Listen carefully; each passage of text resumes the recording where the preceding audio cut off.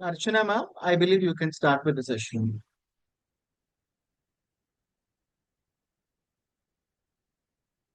Yeah, I'm here. Good evening, everyone. Sorry to have kept you waiting. I just got over with the other commitment that I had. So, welcome each one of you on this session of SNTTC. Thank you, Ravi sir, for the opportunity, and thank you everyone for being over here. I hope the number of the attendees will grow as I proceed. So, ma'am is there. She wanted to join. Mrs. Jain, chalo, she'll join. Okay. So today we are going to talk about the teaching of English in the Indian context, right? And English being my subject, I'm very passionate about today's webinar. Of course, I am for others as well. But English is very close to my heart because I've been teaching it for so many years. When I started, I was barely 18 years old, and today I'm a veteran and I'm still teaching English because this has been a wonderful, wonderful journey. So today, whatever I'm sharing is coming straight from the heart. All right. So I share my screen and here. So is it visible? If somebody could just let me know, is it visible?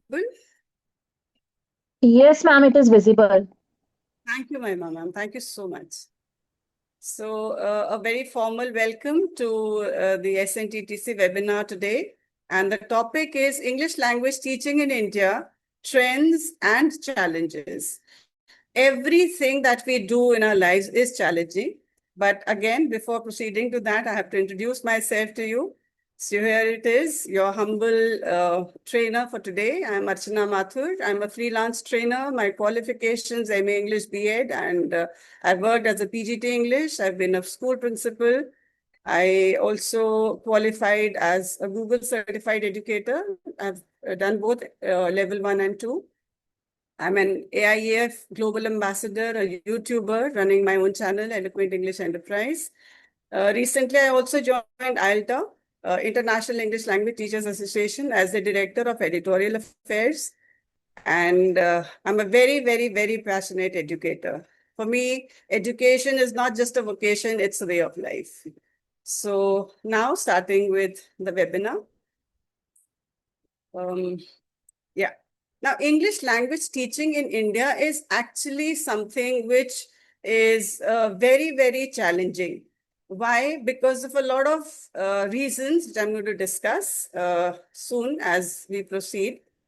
It has become a necessity. See, because English is the medium in which most of the teaching takes place, whether we talk of North India or South or East or West, most of the schools take up this common language. But unfortunately, the kind of standard that we have in our country, if I talk on an average, it's not good. Because even today, when I hear teachers speaking, even the English teachers, there's so much of error which I can see in their writing and in their talking.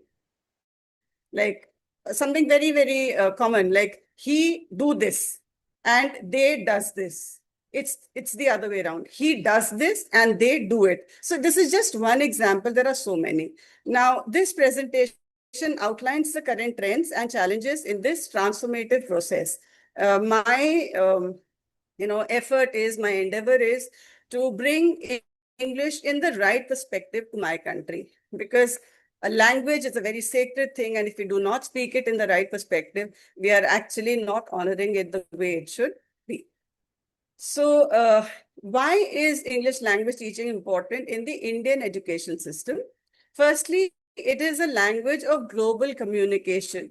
You go to any country, you go to any part of the world, there will be people who are talking or who converse in English. So if our children go out to work or for anything, even if you go to just say on a pleasure trip, you are a traveler, you are a tourist. So this is a language in which you can communicate with the people in any part of the world.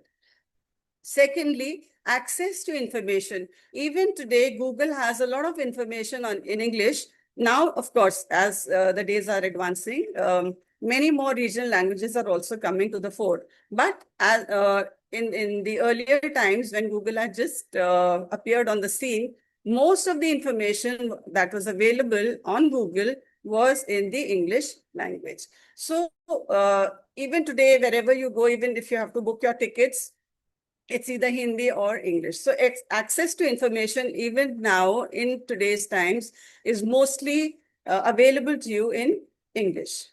Employability is another factor. Why is it important? Because most of the employers, even in the schools, when I see the advertisements on various groups, the schools or whoever is posting that particular advertisement, they write communication skills in English should be excellent, or excellent communication skills in English. So that means even employers today, whether it's a school or in the corporate world, they also have, the corporate world also has a lot of training done for their employees because they want their workers, their officers, etc., to be very good at English communication. So employability again is a very big factor for which English language is very, very important. Higher education. If our children want to go out into the world to work or even to study, they have to pass a certain set of tests. It could be IELTS, it could be PTE, it could be just about anything, depending on which country you're trying to go. So even for higher education, where our children are wanting to go Australia, UK, USA, Canada, they have to have a minimum percentage or percentile, or that points. They have a band of numbers. So 8 is supposed to be very good. 7 is okay, and anything below 7 is not acceptable. So for higher education, again, we have to improve our standards in English. For cultural exchange, English is a medium in which a lot of information is exchanged between countries. And if if there are people, you must have seen when a Chinese ambassador comes or the president comes to India or to any other country, so much of time is wasted in translation. He says something, it is translated to English to the other dignitary. Then that other person says something in English and it is translated into Chinese for that dignitary. So it entails a lot of wasting of time. But if everybody starts speaking in English, this exchange of culture and information of any other kind it becomes so easy. The advantages, again, adding on to what I just said, the learning outcomes get improved. It boosts self-confidence. There are still so many people who do not want to go out into the world because they are not confident about English speaking. It is not a taboo. It's not something to be very, very, scared of, because every language is important. It is just a self-imposed kind of factor on ourselves. If I know my mother tongue very well, I should be proud of it. But no, the kind of tradition or the stigma of knowing English has become so vast and so large in our country that if you are not good at speaking English or at spoken English skills, people feel you're not up to the mark. So if you speak good English, for whatever reason, not just to show off or just to bring your, points up, it boosts your self-confidence. You have a feel-good feeling about yourself. Equal opportunities, not just in the context of our country, but in other countries as well. If you know English very well, you have job opportunities and you have opportunities to go and study, because there then you can equate with the people or the general public over there, the students, etc. So you get equal opportunities. You get access to global information, I've already said, and global competitiveness. If you know English very well, not just to have a kind of confidence in yourself, but in the global perspective, like you can see so many Indians doing so well outside, Sundar Pichai, etc. And today this young fellow has gone into space. He's also an Indian, an Air Force officer. So when you are good at this language, because you have to communicate with the people outside, so this global competitiveness also you get. It is something which you access for yourself. If you are good at English and you have the capacity and capability of putting yourself to the forefront when we are dealing in a global manner. Now, I've talked about, the importance of English. Now, how to go about teaching English, that's most important, because in every school, English is being taught. But are we doing it the right way? No, we aren't. Firstly, there's a dearth of qualified teachers. English teachers write such pathetic English on the posts which I read on WhatsApp. The errors could be on tenses, it could be in prepositions, it could be just about anything, even spelling errors, right? And a word which is not right in a particular context, that kind of word is used. So what we need is qualified teachers who know English very well, every aspect of it, and at least they do not make grammatical errors. So unfortunately, we do not have qualified teachers in India, and that is what we need to have. Curriculum development. Why I say so? Because there are so many boards in our country, CBSE, ICSE, state boards, then the IGSE curriculum, so many curriculums have come. And all of them are teaching different kind of content. Now, this is creating a lot of confusion. So when the people from the education department, the ministry, when they sit back, they must ensure that the curriculum is even all over, across the board. I can just give you an example. I do not know about the state boards. I only have dealt with CBSE and ICSE. I'm an ICSE product who's taught always in CBSE schools. So the standard of English in ICSE was very, very high. In class 10, we did the entire Julius Caesar. In 12th, we did Macbeth and also George Bernard Shaw's St. John. So they were very, very difficult plays which were taught to us. But when I shifted to teaching in the CBSE school, just a little bit of Julius Caesar was there, or maybe there was a poem which was Seven Ages of Man, which was an extract from As You Like It. So the curriculum is so different.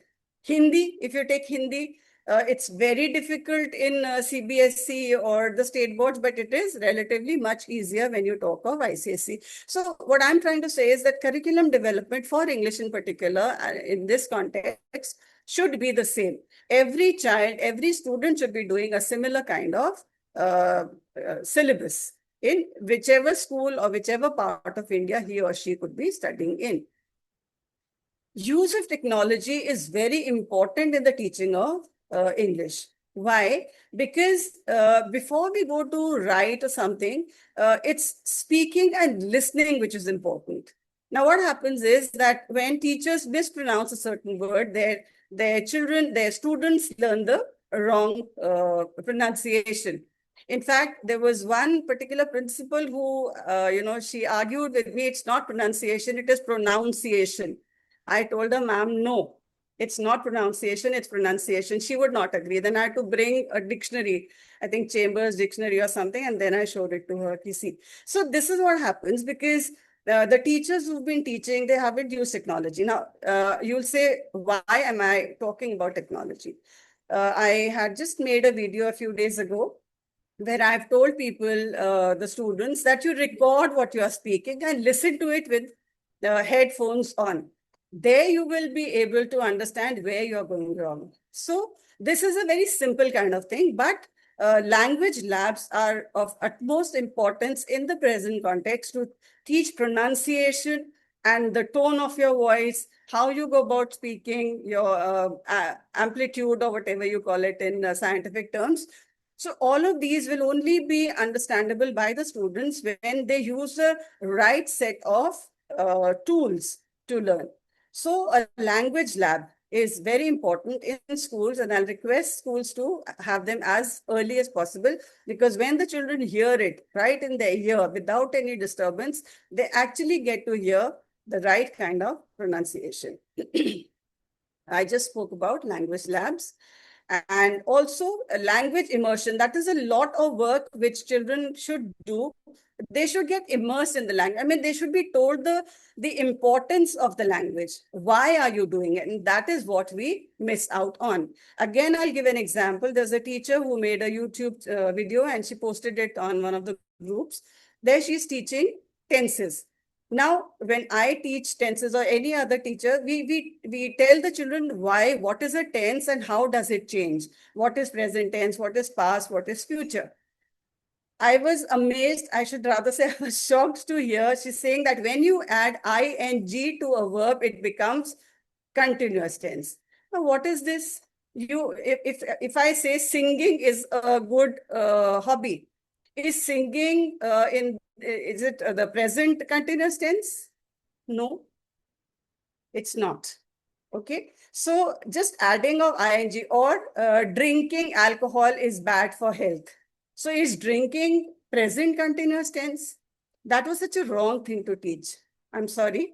I do not want to criticize anyone, but this is what is happening. We do not understand what we are teaching and how we are teaching to our students. So we have to learn the right way and the right manner in which a particular set of syllabus or topic has to be dealt with students.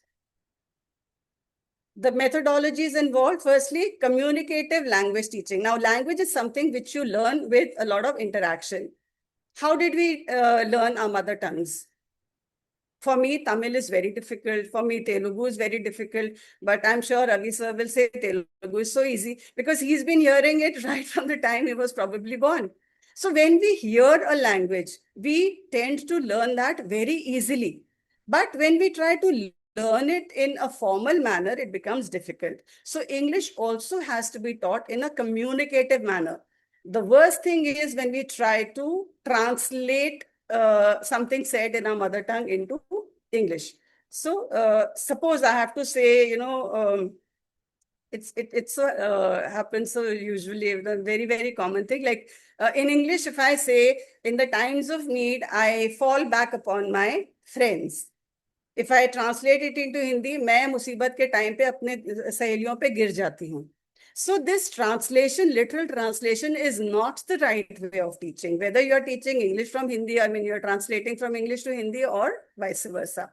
Communication, speak, talk, listen to people, listen to English shows, listen to English news. So this way, when we communicate, it becomes a whole lot easier. Grammar translation method could be a little helpful, not really, but we have to teach them the different parts of grammar, again, in a communicative manner. When I was studying in my school in the ICSE pattern, we were not taught grammar as such. We were taught grammar in a communicative manner. It's changed this sentence into a particular tense. So our teachers didn't tell us this is present continuous and you are changing it into past continuous. They would just say that use a particular word form and change the statement. So we learned in an active manner, grammar I'm talking of, not in a passive manner. So grammar has again to be taught in an active manner. Language teaching has to be task-based. Whatever we are trying to teach to our students, it should be based on a certain task. Okay, this is what we are going to do today. So this is how I'm going to deal with it. So if you want to get into more nitty-gritties and more details, I can post that later in the group. Some examples of task-based language teaching. Audio, visual, and multimedia learning is the best. In fact, a few years ago, when I was teaching in a school as a PGT, somebody from one of those, the ones who had started putting up videos, etc. I'm forgetting the name. So they brought a lot of material for other subjects. For science, they had a lot of material, for social studies, for everything. But for English and Hindi, they had nothing. So I asked him, I said, why is this, this kind of treatment done to the language teachers? Why are we not given anything audiovisual? He said, ma'am, English mein kaise kar sakte hain? But today, thankfully, there have been researchers, there have been a lot of educators who have developed audiovisual and multimedia learning for English also. I'm so thankful. So today we can show things. I mean, at least stories can be told to children through some kind of media. Because there, the person who's speaking is a native English person and children tend to learn the right way in which English is to be spoken or it has to be worded. And of course, the tone also. So in English today, audio-visual and multimedia learning has also become very important. And language games, that's the best. You can play a lot of language games with your class. There are a lot of interactive activities which which have to be which can be incorporated in your class. Like for example, I'm giving you a set of letters of the alphabet. Okay, it is two of O's, one L, and one P. Okay, you have two O's, one L, and one P. Now arrange these letters in three different forms to form three different words. The meaning of the first word would be a game that is played. One is a collection of water, and one is a kind of round that you make with rope. I wish I could write it somewhere, but I don't have a whiteboard here. Okay. A game, a collection of water, and a little round structure that you made with, you can make with rope. Okay, this example I'm going to tell you myself. Now, P-O-L-O is polo. It's a game. Then I said a collection of water, that is pool. P-O-O-L is pool. And L-O-O-P is loop, which is something that you make, a round structure you make with rope. So these kinds of word development games can be played. And also there can be a lot of jumbles. You can take some words from their literature stories or their poems, which they do in class, and then create a game for them. I can guarantee your students are going to love your classes. So these kinds of games should be played. It not just, it sharpens their brain and also increases their vocabulary. Next. When we do something, there are always challenges. So even in the way of English language teaching in the Indian perspective, there are a lot of challenges. I'm going to deal with them quickly, fast. Despite making good progress, ELT in India still faces a lot many challenges. As an ESL, English as a second language teacher, we must learn to constantly adapt to our students' needs. This means that do not stick to that beaten path. ये syllabus में है तो बस यही करना है, हम कुछ और नहीं कर सकते. No, there is a lot that you can personalize. There are so many things which you can do on your personal level also. Of course, the ultimate aim is the same for everybody, but there are different ways. I have to go to Delhi from Ambala. I can take 2-3 routes. Okay. Similarly, I have a certain aim in my mind, but the way I do it is different. It's very personal. How I do it and my colleague of another section of the same class may do. Many a times, this means that we have to deal with a variety of problems in the classroom. A good ESL teacher, that is a teacher like English teacher who has to teach English as a second language, must be able to recognize these common problems and work to find solutions for it, right? So now the challenges are overindulgence by the teacher. When you try to spoon feed too much, children will feel, okay, ma'am to kar hi rahi hai aur sir to kar hi rahe hain. So, you know, they sit back and they enjoy. Second is there are quite a few inattentive or unmotivated students. The reason could be any reason. It could be personal. It could be just, I don't want to study. And English is easy. The best or worst, I should say, the excuse which children say is, ma'am, English mein kya padhna hai? Wo to bahut easy hai. It's not like that. It's definitely not like that. This is a very unfortunate kind of truth which most of the English teachers have to face. But no, English is not easy. So we have to teach, we have to make our children understand to be attentive in class. Otherwise, it's going to be their own, it's going to damage their own performance in the exam. Another challenge is there are a lot of students who are good, but they are introvert listeners. They do not participate in the things which are happening in the class. So these students have to be brought to the forefront. This is another challenge which teachers have to face. Another challenge is the influence of the mother tongue. This is something which is, I think, one of the most important ones, because as I just mentioned a few minutes ago, that we literally want to translate something from Hindi to English or from any of the regional languages. And this is very, very harmful.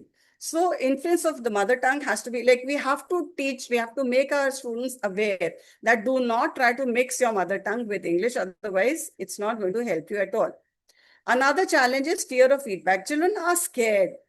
अगर मैं ऐसे बोलूंगा तो सब हंसेंगे. If I do like this, everybody is going to make fun of me. So this fear is also something very common. But we have to make the children understand that everyone has, some kind of failures or negativities.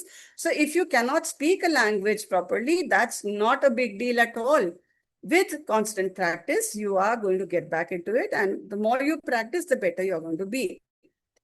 Also, most of the teachers feel that there is a lack of clear-cut aims. They're just told to go and teach, and they're not told what exactly is to be taught. Of course, today we all, we draft our entire year's syllabus.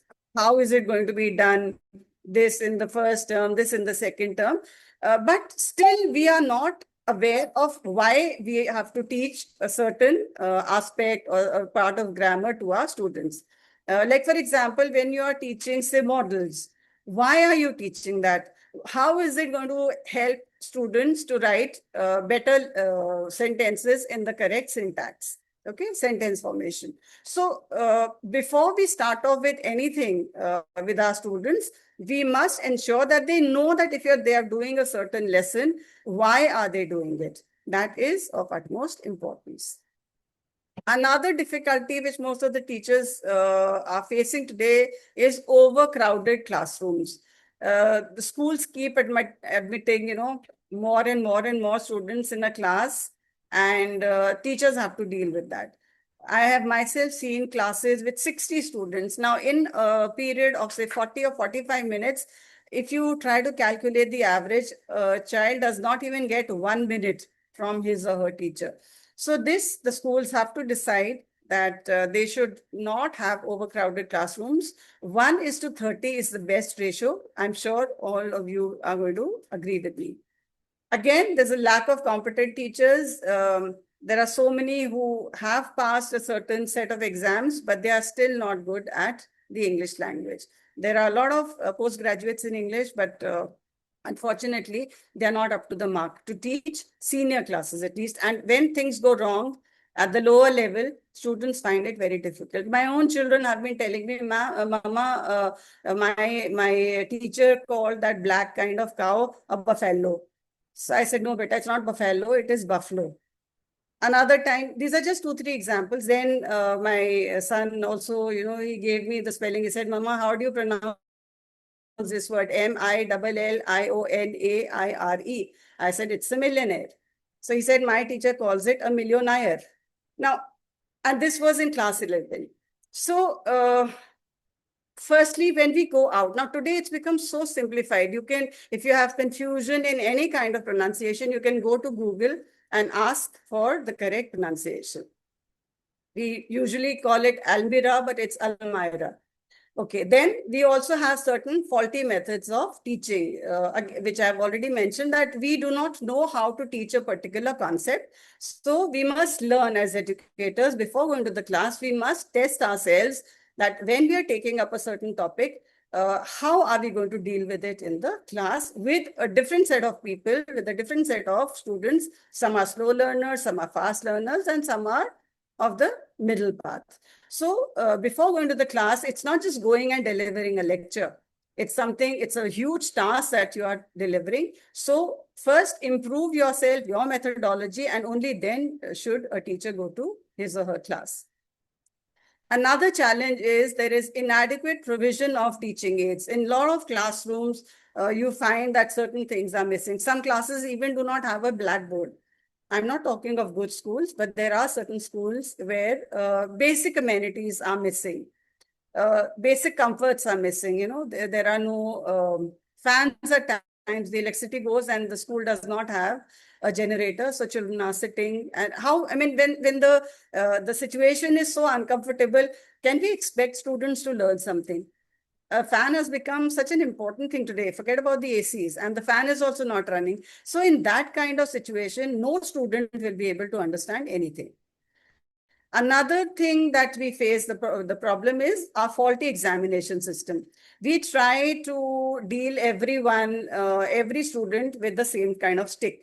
No, we have to have, now, yes, it has happened that we are not judging students solely on their academic performance or on their cognitive skills. We are now testing a lot of other things also. So now I think the examination system is coming on the right tracks. Also, in the case of some students, there is lack of motivation and a feeling of hesitation.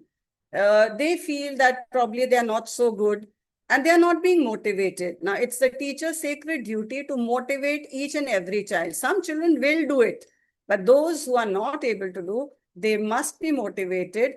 And this hesitation which they have should be taken out.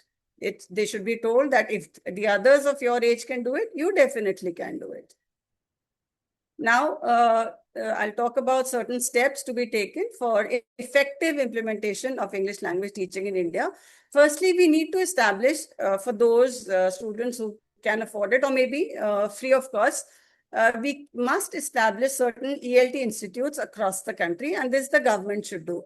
If we want our children to do well. There are a lot of IELTS and PT institutes which you can see, they are mushrooming everywhere. In my own city, I can say there must be at least 150 such institutes, but they charge heavily. They have a very hefty sum of fees which they ask from the students. So we must see that if these kinds of services are to be provided, they should be within the reach of the common man. Then, as I mentioned earlier also, there should be a standardized English language curriculum, which should be across the board. All boards must follow a similar kind of curriculum. Little bit of difference is fine, but today you can see it's so different. Not just the syllabus, but even the methodology is so different. IGSC curriculum is entirely different.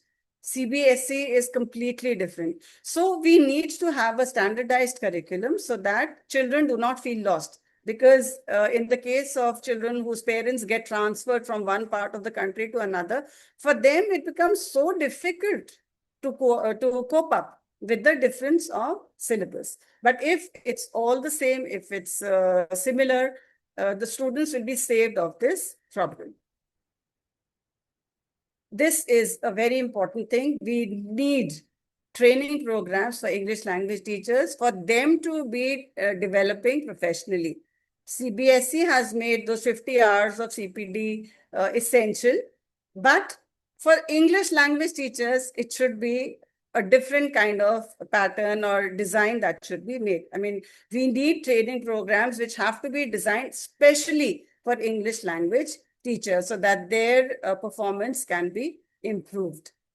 And when the teachers will improve, obviously the students are going to improve because it reflects what a teacher is doing in the class, it reflects upon her students.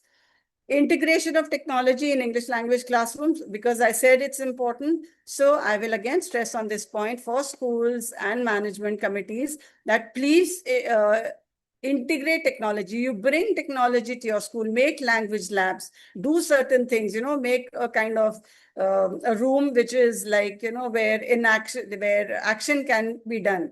I mean, enactment of plays can be done so that the children learn to speak the language in the right perspective. So this technology, this development is of absolute essential type in this particular context. Now, a few changes or innovations that have come in the English language teaching is blended learning. So many things. We have Google Classrooms. We have children. There are projects which have to be made. There is experiential learning. So a lot of these things are put together. And it's not just, run-of-the-mill stuff that you are just beating around the bush. Now there are so many ways in which we can now teach our children. This is an innovation which is being very, very helpful across all the classes and, of course, regions in India where blended learning has been put to the fore. So children learn things in different manner, and that's how the lessons become interesting, because here they are doing things themselves. Rather than rote teaching, we make the children do things. So when they do it themselves, obviously the learning is better and the retention is better. And then we can keep doing revisions. Gamification. I mentioned a few games, like I can mention a lot, but then I have to keep to the time limit. So there are a lot of games that can be played while teaching English. There could be fill-ups, there could be crossword puzzles. For teachers, it's so easy to make these things. You make a crossword or some kind of fill in the blanks, you write them on the board. You can have jumbled sentences, give them time. Whosoever does it first is going to get a prize. And then you see how how fast the children are trying to solve the game or the quiz or whatever you've given them. For example, you can just take up, sentences from their textbook, so you can make your own, write them in a jumbled manner, put them on the board and ask the children to do it. These are just a few games. If you need more, I can post them on the group later. Project-based learning, again, is something very important. Now, you give them a certain project. For example, you can tell them what were the ill effects of the World War in, say, between 1942 and 1945, or whenever. I'm not very good at dates. So now the children will go to Google and they'll search a lot. So when they do this, not only will they make correct sentences, their sentence formation will be correct, but also what are they learning? They're learning about the World War, how it happened, when it happened, who were the countries which were involved, what was the wrong things that took place, how did it harm the world. So in an attempt to teach them just a few statements, you have taught them so much. So when we use this technology, when we have project-based learning, our students learn so many things. It's a multi-dimensional kind of learning for them.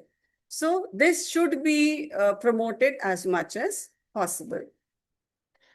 Now talking about the contemporary and future trends in English language teaching and learning in India, there are changes in the goals of English teaching and learning. And also there is something which is known as content and language integrated learning. Now the goals of English learning, firstly, initially what had happened was that we were only talking about, grammar padha do, lesson pura kar do, question answers aane chahiye. But no, it's not like that anymore. Today, we are teaching English so that children become confident. They can go out in the world and create a niche for themselves. So there are lots of things that we are now talking about.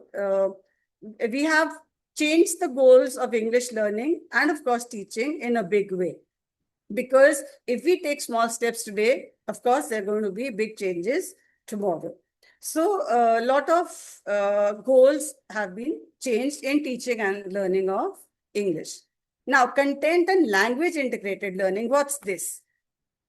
Subjects should be taught in the English language. For example, science. If I'm teaching now, children are not just learning how to draft statements in English, they also learn words related to science. Like, for example, photosynthesis. In normal English, we are not going to talk about it. But when you ask a class to, do something, a lesson on how do plants breathe, how do they respire.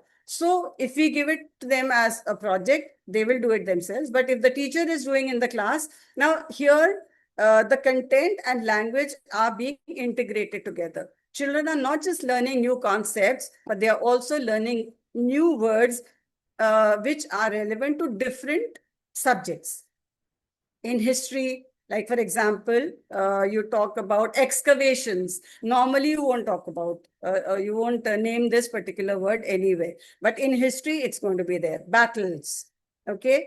Downfall of an empire. So these words you learn from this kind of integration of language with a certain subject. So most of the subjects which are being taught now are taught in the English language, because here the integration of the subject is taking place with the medium, which is English. So to conclude, I can say that we are now in a phase where we are transforming English language teaching in India, and for the better, definitely. because it is crucial for the holistic development of students. Why are we doing it? Because we want children to become global citizens. They are not just going to stay here in India and work over here. We want our children to go carve a niche for themselves and show that they have that in them. They have that spark in them, which is going to make them more confident and more popular, and of course, successful when they go out into the world.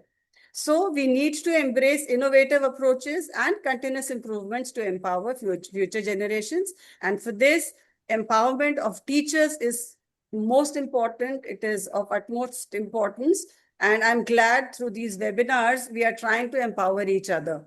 I'm learning so much from other educators who come to the platform, and they share their experiences and their knowledge with all of us. So this kind of approach that we are following as teachers, as educators, this is what we want. We should have it for our students also, because when they learn from each other, when they get together, when they put their minds together, their learning is going to be permanent and very, very strong.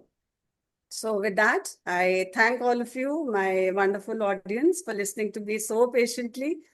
I'll stop sharing. And as far as this certificate is concerned, Ravi sir is going to post the link for you. And you have to pay ₹50 for the certificate. Ma'am, this will fall under which domain? Will tell you, ma'am. I'm a little confused today. I had another webinar. So ma'am please, please certificate link से एक बार भेज दीजिए sir, darling.